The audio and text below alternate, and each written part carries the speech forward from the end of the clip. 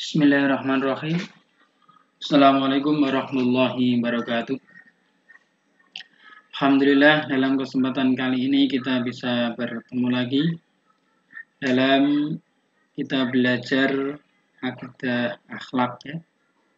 Semoga anak-anak dalam pembelajaran ini anak-anak sudah siap dan anak-anak sudah belajar dan anak-anak sudah mempersiapkan apa yang akan kita pelajari.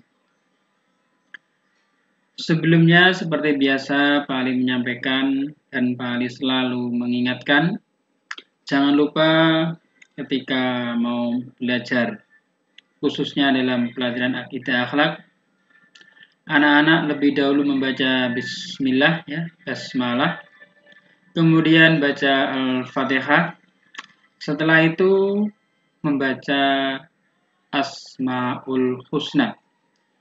Ini selalu Pak Ali ingatkan dan selalu Pak Ali ingatkan secara terus-menerus. Dan membaca Asmaul Husna itu merupakan hal yang wajib dalam kita di awal pembelajaran akidah akhlak. Dalam pelajaran ini kita akan belajar masih tentang 10 Asmaul Husna. Melanjutkan yang 10 Asmaul Husna. Kita kemarin belajar tentang Ar-Rauf, kita belajar tentang Al-Bar, kita belajar tentang Al-Hakim. Dan semoga yang setelah kita pelajari yang kemarin-kemarin, anak-anak sudah mempelajarinya, anak-anak sudah memahaminya. Sekarang kita akan masuk ke dalam pembelajaran Al-Fattah. Ya, Al-Fattah. Salah satu asma Allah adalah Al-Fattah. Al-Fattah itu artinya Maha memberi keputusan. Al-Fattah artinya Allah Maha memberi keputusan. Yang dimaksud dengan Al-Fattah atau Allah yang Maha memberi keputusan itu seperti apa? Bahwasanya semua yang menentukan ya, semua yang menentukan nasib semua hambanya di dunia maupun di akhirat itu adalah berdasarkan perbuatan dan amalan hamba itu sendiri yang akhirnya akan diputuskan dan diberi keputusan oleh Allah Subhanahu wa ta'ala. Maksudnya bagaimana? Maksudnya seperti ini ya. Anak-anak sekarang dalam tataran belajar di kelas 7 ya, di kelas 7 MTS, di mana anak-anak yang mentaati aturan, anak-anak yang memakai pakaian yang rapi, anak-anak yang belajar mengucapkan ucapan-ucapan yang baik, dan ucapan-ucapan yang baik tentunya kita belajar tidak mengucapkan ucapan yang menyakiti teman kita, yang menyakiti guru kita, ya, apalagi itu guru kita, ya, itu tidak boleh. Kalau itu kita lakukan, ya, aturan-aturan kita taati, ya, Allah juga akan memberikan keputusan yang baik bagi mereka yang mentaati aturan. Allah juga akan memberikan keputusan bagi mereka yang belajar sungguh-sungguh. Apa keputusannya? Mencerdaskan yang belajar sungguh-sungguh. Ya. Kemudian memberi ilmu yang bermanfaat bagi anak-anak yang memiliki ketaatan dan ketekunan dalam belajar. Ketaatan terhadap guru, ketaatan terhadap ustadz, ketaatan terhadap kiai, ya. Siapapun mereka, ya, itu yang akan menjadikan anak-anak ilmunya menjadi bermanfaat, ya. Karena apa? Zaman sekarang itu banyak, ya, banyak orang-orang yang pandai, banyak orang-orang yang alim, ya. Tetapi kenapa tidak bisa memanfaatkan ilmunya? Karena dia minimal kurang mentaati terhadap gurunya. Itu salah satunya. Maka anak-anak diusahakan selalu taat kepada guru-gurunya, kepada ustadznya, kepada kiainya. Kalau di rumah taat kepada kedua orang tua, ya, itu harus dilakukan. Kalau anak-anak masih belum bisa, ya belajar. Belajar menjadi orang yang taat agar ilmunya bermanfaat. Itu kalau keputusan Allah di dunia. Contohnya seperti itu.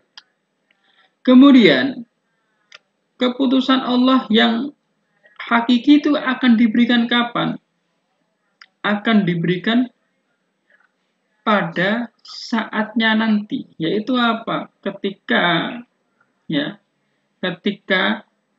amal perbuatan kita, amal baik kita, dan amal buruk seseorang itu akan ditimbang. Setelah ditimbang, itu diputuskan banyak baiknya atau banyak buruknya. Itulah keputusan Allah. Kalau memang dia beramal baik dalam hidupnya, Allah akan memberikan hadiahnya berupa pahala. Pahala diberikan sampai dia dalam akhir hidupnya betul-betul jadi orang baik, meninggal dalam keadaan baik. Akhirnya dia akan diberikan hadiah berupa surganya Allah Subhanahu wa Ta'ala. Semoga kita masuk surganya Allah Subhanahu wa Ta'ala, minimal masuk surga. Ya, minimal masuk surga. Kemudian kalau orang itu baik, kemudian di pertengahan hidupnya baik, di akhir hidupnya dia adalah jelek, pasti dia juga akan menerima ganjaran jeleknya berupa apa? Berupa hadiah, berupa neraka, ya. Kemudian orang-orang yang kehidupannya mulai dari kecil sampai besar, sampai dewasa, sampai tua, sampai mati dia tidak pernah berbuat baik, pasti Allah akan memutuskan dia masuk di dalam nerakanya Allah, ya. Karena neraka dan surga itu ada tingkatannya. Ya, minimal masuk surga dulu, ya. Ya, minimal masuk surganya Allah dulu. Karena apa? Karena masuk surganya Allah itu adalah perlu keistiqomahan dalam kebaikan. Perlu kita belajar menjadi baik. Kalau santri, ya santri yang baik. Ketika di sekolahan menjadi murid yang baik. Kalau Pak Ali ini adalah seorang guru, Pak Ali menjadi guru yang baik. Ya. Kalau anak-anak di rumah, ya belajar jadi anak dari orang tua, anak yang baik, ya. Karena kita akan selalu belajar tentang kebaikan. Kalau kita belajar tentang kebaikan, semoga Allah menjadikan kita termasuk golongan orang-orang yang baik. Akhirnya diberikan Allah keputusan adalah keputusan yang baik. Hal ini didasarkan dalam Al-Quran surat Al-Zalzalah ayat 7 sampai 8. Bismillahirrahmanirrahim. فَمَنْ يَعْمَلْ مِثْقَالَ ذَرَّةٍ خَيْرًا يَرَهُ وَمَنْ يَعْمَلْ مِثْقَالَ ذَرَّةٍ شَرًّا يَرَهُ. Barang siapa mengerjakan kebaikan seberat Zahra, kecil dia, niscaya dia akan melihat balasannya. Dan barang siapa mengerjakan kejahatan seberat Zahra, niscaya dia akan melihatnya. Ya, ini secara arti, ya. Kalau kita berbuat baik, biarpun baik di dalam hati, pasti Allah akan memberikan kebaikan. Kita berbuat kejahatan, biarpun sekecil-kecilnya kejahatan, juga Allah akan memberikan balasannya, ya. Balasannya. Nah, itu harus kita ingat-ingat, ya. Apapun yang kita lakukan saat ini, anak-anak sebagai seorang murid, mari sebagai seorang ustadz, itu akan dipertanyakan, akan ditanyakan ketika kita ketika kita sudah masuk dalam keputusannya Allah Subhanahu wa ta'ala, ya. Marilah kita belajar yang baik, kita belajar menjadi murid yang baik, dan jangan murid yang aneh-aneh. Karena zaman sekarang itu penuh dengan hal-hal yang kita tidak ketahui. Kelihatannya itu baik, tetapi tidak baik. Kelihatannya kurang baik, tapi itu baik, ya. Itu hal-hal yang aneh. Jadilah kita murid yang baik, ya, murid yang taat pada aturan. Kalau kita taat pada aturan, insya Allah jadi orang baik. Tidak mungkin aturan dibuat menjadi aturan yang tidak baik. Itu adalah Al-Fattah, ya. Kemudian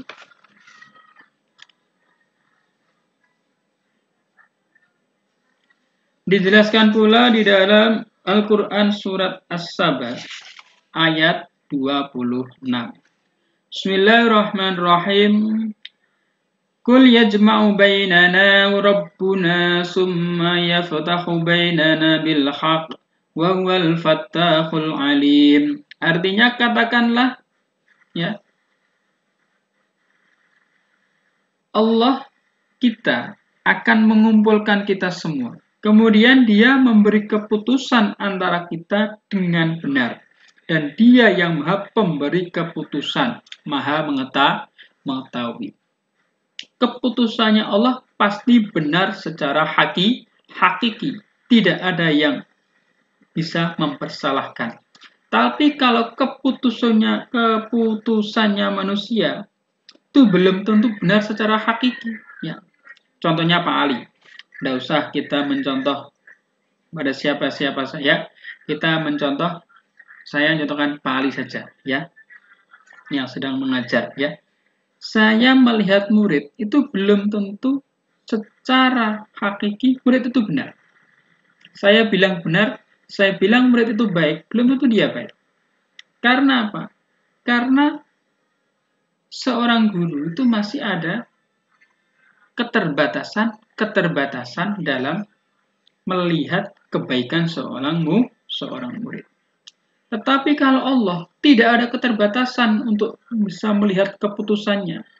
Keputusannya Allah baik secara lahir maupun secara batin, ya. Makanya yang diputuskan oleh Allah itu pasti benar-benar baik. Allah mengatakan baik, Allah memberikan keputusan baik, insya Allah pasti masuk dan hadiah minimal surganya Allah. Allah memutuskan kita menjadi golongan jelek, itu sudah pasti masuk ke dalam nerakanya Allah, ya. Hati-hati, ya. Kemudian Al-Adlu. Al-Adlu, Allah Maha Adil. Tadi Allah yang memberikan keputusan atau Al-Fattah. Sekarang Al-Adlu, Allah Maha Adil. Allah Maha Adil itu maksudnya seperti apa? Keadilannya Allah itu mencakup semua hal, ya, baik yang ada di bumi maupun yang ada di langit. Adil mencakup semua hal, semua makhluk, ya, semua makhluk, baik itu kecil maupun yang sifatnya besar, ya. Keadilannya Allah itu akan, ya, terjadi secara seadil-adilnya. Kalau keadilannya manusia tidak bisa adil secara murni, karena apa? Manusia memiliki hawa nafsu, memiliki kepentingan pribadi, itu manusia. Ya. Kalau manusia itu adil, minimal dia berusaha menjadi orang yang adil. Dia telah mengesampingkan kepentingan pribadinya dalam memutuskan suatu keadilan. Tapi itu memang sulit kalau keadilan untuk manusia.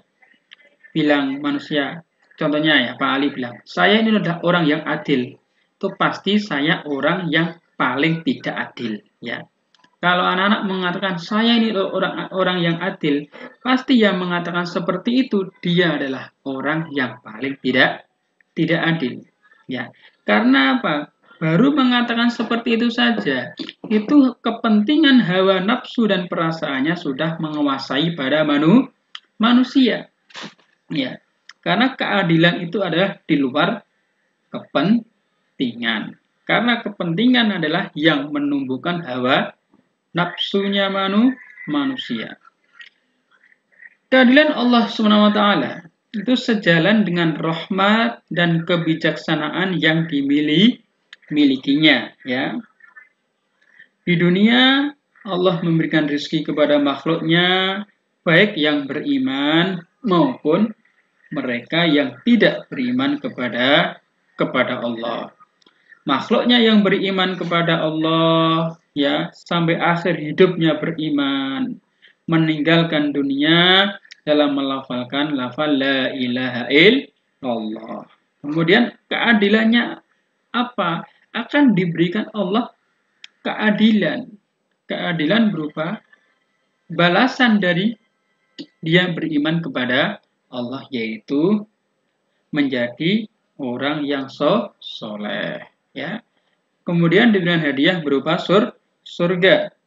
Sebaliknya bagi mereka yang selalu berbuat jelek, dia yang selalu tidak beriman kepada Allah, ya, sampai akhir kehidupannya dia tetap tidak beriman, maka Allah akan juga memberikan keadilan bagi mereka. Keadilannya berupa apa? Akan dihadiahi berupa neraka. Pasti siksaan bagi hamba-hambanya Allah yang mengingkarinya. Hal ini didasarkan pada Al-Quran surat Al-Anbiya, ya, surat Al-Anbiya ayat 47. Bismillahirrahmanirrahim. وَنَضَعُ الْمَوَازِينَ الْقِسْطَ لِيَوْمِ الْقِيَامَةِ فَلَا تُظْلَمُ نَفْسٌ شَيْئًا وَإِنْ كَانَ مِثْقَالَ حَبَّةٍ مِنْ خَرْدَلٍ أَتَيْنَا بِهَا وَكَفَى بِنَا حَاسِبِينَ. Artinya, dan kami akan memasang timbangan yang tepat pada hari kiamat, maka tidak seorang pun dirugikan walau sedikit. Sekalipun hanya seberat biji sawi, itu paling kecil ya. Pasti kami mendatangkan pahala dan cukuplah kami yang membuat perhitungannya.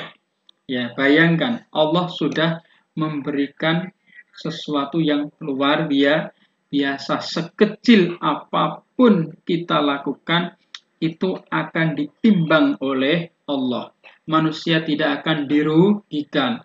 Allah tidak akan membuat perbuatan baik menjadi jelek. Kalau baik itu pasti baik, timbangannya juga baik ya. Perhitungannya Allah pasti tepat. Ya, diingat-ingat, perhitungannya Allah pasti tepat. Kalau perhitungannya manusia penuh kepentingan, maka keperhitungannya manusia itu tidak sama dengan perhitungannya Allah. Ya. Kalau Allah menghitungnya A, ya A, tidak akan meleset jadi A plus, jadi B, jadi C. Ya. Kalau Allah bilang 10 ya 10, ya. Kalau 20 ya 20, ya.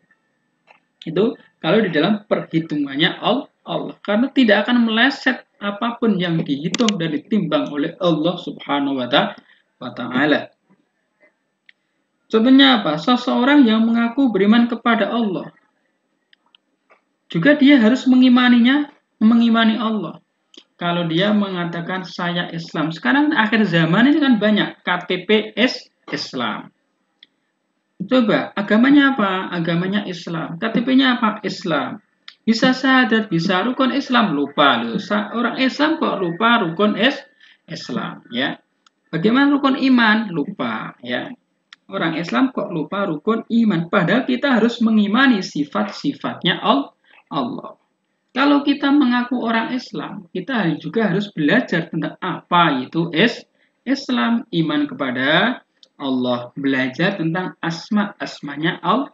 Makanya di setiap pembelajaran akidah akhlak, anak-anak saya wajibkan untuk membaca Asmaul Husna. Asmaul Husna dibaca terus-menerus, anak-anak akan hafal sendiri. Karena Asmaul Husna itu adalah asmanya Allah. Kita harus mengenalnya, ya. Kita sebagai umat Islam harus belajar mengenal asmanya Allah. Apalagi anak-anak adalah seorang santri. Nanti kalau ditanya, apa agamanya anak-anak Islam? Ya, sekolahnya di mana? Mondoknya di mana? Ditanya kira-kira. Ditanya tentang Asmaul Husna, anak-anak kok tidak bisa, yaitu bisa menjadi pertanyaan yang menanya, ya. Dia belajarnya di mana, pada waktu belajar itu bagaimana. Kalau anak-anak ditanya bisa, wah ini anak-anak yang betul-betul tekun dalam belajar, ya. Pertama seperti itu. Kedua, manfaatnya apa? Kita bisa mengenal Allah lebih dalam, mengenal sifat-sifatnya Allah lebih dalam lewat asmanya Allah, ya. Kalau kita sudah mengenal Allah lewat asmanya Allah, ya, insya Allah apa? Insya Allah keyakinan kita kepada Allah pasti akan bertambah. Akan bertambah keimanan kita. Karena apa? Karena kita selalu selalu melihat dan selalu membuktikan dalam suatu kehidupan, ya. Sekarang kira-kira pada saat ini tentang zaman akhir itu ada suatu yang ada saja, di buktinya ada penyakit baru, ya. Kira-kira corona. Corona siapa yang menciptakan? Pasti Allah Subhanahu wa ta'ala. Itu sudah diciptakan oleh Allah, ya. Pasti Allah menciptakan suatu penyakit, ya, suatu makhluk, ya. Pasti juga ada, kalau itu sifatnya penyakit, pasti ada obatnya, ya. Baik obat secara lahir maupun obat secara batin, ya. Itu kita belajarnya dari mana? Dari mengenal asmanya Allah Subhanahu wa ta'ala. Semoga pertemuan pada kali ini membawa manfaat, ya. Anak-anak jadi anak-anak yang baik, kemudian perilakunya belajar menjadi perilaku yang baik, ucapannya belajar menjadi ucapan yang baik, ya. Semua yang kita pakai, kita berusaha belajar menjadi orang yang baik. Kenapa seperti itu? Karena baik itu susah, ya. Karena jadi orang baik itu sulit, apalagi baik di hadapan Allah Subhanahu wa ta'ala itu tidak mudah. Makanya kita harus belajar dan belajar jadi orang yang baik. Ketika kita belajar jadi baik, ya, semoga semuanya dibaikan oleh Allah Subhanahu wa ta'ala. Dan ilmunya anak-anak semoga dijadikan ilmu yang bermanfaat. Karena apa? Yang bisa memberikan kemanfaatan itu adalah Allah. Semoga anak-anak diberikan pemahaman dalam belajar akidah, akhlak, atau pelajaran yang lain. Dan semoga diberikan kesabaran dalam anak-anak melaksanakan tugas sebagai seorang pelajar, ya. Sabar dalam belajar, ya, sabar dalam tantangan ketika belajar dan akhirnya menjadi pelajar yang baik dan pelajar yang lulus dalam kategori yang baik. Apalagi anak-anak masih jauh ya, masih jauh. Nah, itu belajar itu perlu dilakukan dan dipersiapkan. Tujuannya apa? Kalau di rumah nanti pulang ke rumahnya masing-masing, minimal anak-anak bisa belajar jadi orang yang baik. Kalau anak-anak tidak bisa jadi orang yang baik untuk lingkungannya, minimal baik untuk diri sendirinya. Ya, baik untuk diri sendiri, belajar baik untuk diri sendiri, belajar baik untuk dirinya sendiri karena anak-anak adalah belajar dalam akidah, akhlak pada khususnya. Ba'ali akhiri, wassalamualaikum warahmatullahi wabarakatuh.